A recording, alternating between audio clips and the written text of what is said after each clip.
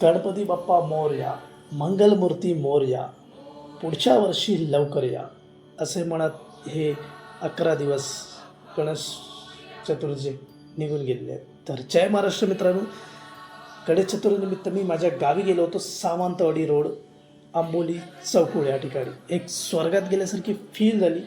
खरंच खूप मजा आली. इथे पूर्णपणे डाईट कोलमडलेलं होतं, वर्कआउट बंद होता.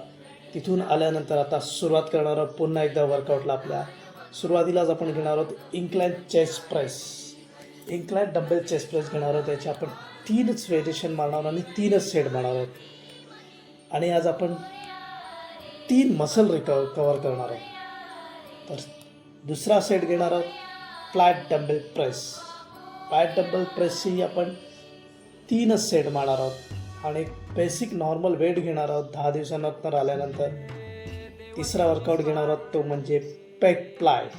पेक प्लायचे सुद्धा आपण 3च सेट मारणार आहोत. आणि इथेच आपला चेस्टचा वर्कआउट संपवून आपण पुढे घेणार आहोत तो म्हणजे शोल्डरचा वर्कआउट. शोल्डरच्या वर्कआउटमध्ये आपण घेणार आहोत dumbbell shoulder press.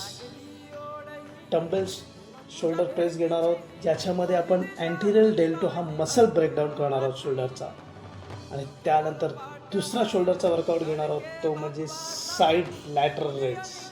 Dumbbell side lateral raise घेणार आहोत आणि ह्यात मिड डेल्टो हा मसल ब्रेकडाऊन करणार आहोत. आणि तिसरा घेणार आहोत डंबेल्स फ्रंट लॅटरल रेज. यातही अँटीरियर डेल्टो मसल्स करणार, ब्रेकडाऊन करणार.